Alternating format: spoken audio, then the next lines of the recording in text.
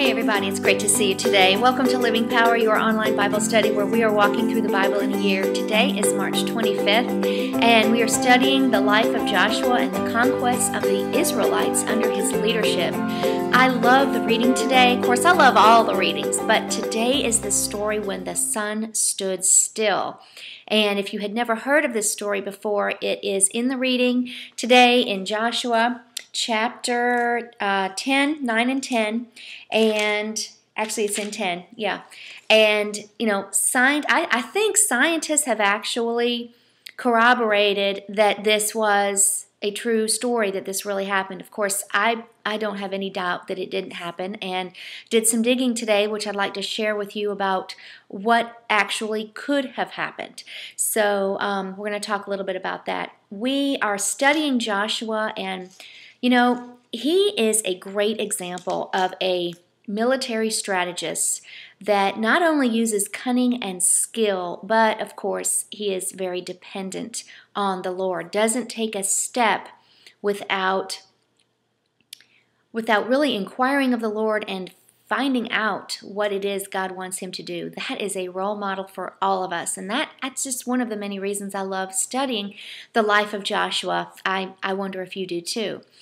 Why would Joshua defend the Gibeonites today after the trick they played? Do you remember the trick that they played? See, when the Israelites is this horde of people, millions of people, and their word is spreading very quickly. They've defeated Jericho. Ai is behind them, the Battle of Ai. God has told them to come in and take this land. So they have multiple cities, multiple battles ahead of them. This is not just a 1 week kind of a conquest. This is a long time. And the kings and the people in the towns are hearing about this people, and they naturally are thinking, well, they're going to come and take our land, which is actually what's going to happen. And the Gibeonites were a people that you recall, tricked Joshua into thinking that they were somebody that they weren't, and Joshua makes a peace treaty with them, and ultimately it turns out to be one of the groups that God had wanted to be destroyed. However, they end up becoming slaves, and I think it said in our reading a couple days ago that the Gibeonites were slaves of the Israelites for a very, very long time.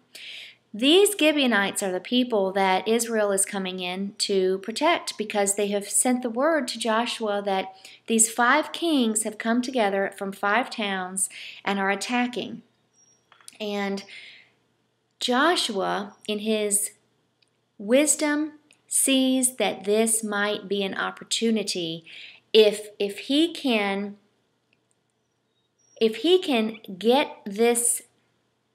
win this battle. Then this would be the strategic break that he was looking for. God told him to go take the land, but he, of course it's with God's help, but he had to apply his wisdom and knowledge to develop a plan on how this would take place. It just made sense to Joshua that this whole thing would move quicker if he could take 5 cities out at once instead of going 1 city at a time. Makes a lot of sense. God answered Joshua not to be afraid of these 5 kings and their armies. Now, we see a victory here in Joshua 10:12. I'll call it Beth Horon, and God actually sent hail down from heaven to help with this victory. So it's in the midst of this win that Joshua is asking God, please, I need a little bit more daylight. You see, it wasn't nighttime when he asked this. It was about noon, from what I understand. It was about noon when he asked this. And think about the amount of faith that it took to ask God, please, God in heaven, he must have believed that he could do it, make the moon stand still and make the sun stand still just a little longer so that I can win this battle, because we need daylight to do it. So number 1, it was a strategic victory. Number 2, Joshua knew it was very important. It would move things along. Number 3, he applied faith in the situation. And number 4, he asked God to participate in what he was facing and do something that only God can do. You know, sometimes I wonder if our prayers bore God. Because God is the God who made the sea and the sea creatures and the fish and the mountains. And He's the one that brings us sunrises every morning and sunsets every evening. Sometimes I wonder if some of the things we ask God are just too easy for Him. Well, here was something that I bet looked like a pretty God-sized challenge, and God answered Joshua's prayer. So as Joshua was thinking ahead, Lord, I need more time, God meets him at that point, and God let the sun and the moon stand still. What faith! But what a mighty God we serve.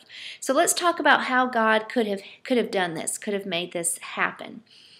We know today, with all of our scientific knowledge, that the sun doesn't revolve around the earth. It's the earth that revolves around the sun. So when we read that the sun stood still, that's just kind of a play on words because the sun always stands still. It's the earth that's moving around the sun. So in one study that I read, it said that God probably slowed the rotation of the earth and doubled it, because now the rotation of the earth it makes one rotation every 24 hours. Well, the speculation is that God could have slowed the movement of the earth to be 48 hours, one rotation, and that would have made it look like and seem like the sun and the moon was standing still. Just a possibility of how God would have done that. Now, in my Bible, it says this event is recorded in the book of Jashar. And the book of Jashar is a book that I've never read. I'd love to know more about it. What I found out about it is that it's a Hebrew literary collection of songs written in poetic style to honor the accomplishments of Israel's leaders. I wonder if it's even, published. I wonder if there is even a copy of it yet today. Some writings are lost over time, but I'm wondering about that one since it's in the Bible, the book of Jashar. It would be an interesting book to read. So if you know anything about this, put it on the blog today. I would love to find out more. Why do you suppose the sun and the moon was significant? Do you suppose it had any significance at all? Actually, yes. The sun and the moon were created things that were worshipped by the Canaanites. So here again, God was communicating to the Canaanites through the sun and the moon by saying, I am the one true God. I am even greater than the sun and the moon. And, it makes you wonder if they got that message. Now, we've been talking about Joshua being a military genius and a spiritual giant. And his tactics are skillful and his battles are offensive. And that's something to watch as we continue to read about his victories.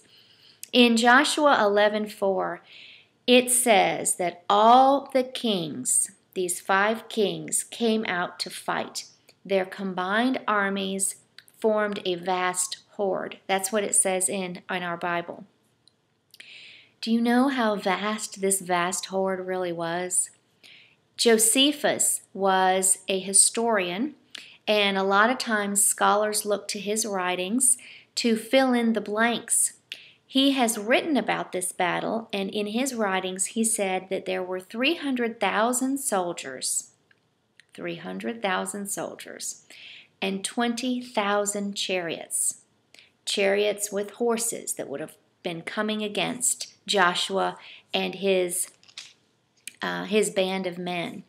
That is a huge battle. So just kind of put yourself in the position. This was no easy feat for Joshua to do what he's doing. And he was relying on God the whole way. Then it says, I love it in the Bible, after this, you got 300,000 people, 20,000 horses and chariots. Then God spoke. What did he say? Do not be afraid. I love it when God shows up just at the moment when we need him to reassure us. Here he's reassuring Joshua, do not be afraid. God gives him the command to destroy the horses and the chariots. Why in the world would that be necessary? How could a horse hurt them later on. Why did they need to be destroyed? Well, you see, the Canaanites used horses in their pagan rituals. And later we're going to see that the Israelites actually, much later, start to participate in those practices. But that's later. Today, it's a command that God gave to Joshua that made no sense, but he did it anyway. Doesn't God oftentimes tell us to do things that to us it just makes no sense in the moment?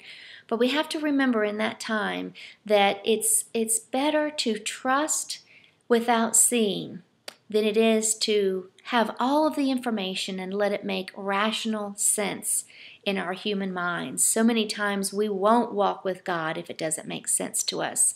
But here's a picture of Joshua who is listening to God and doing as he said. He's letting God be God, and he is realizing that he doesn't have to know all the details, and he doesn't have to know and see all the puzzle pieces and to see how they fit together, because he knows that someone else knows and that is his God.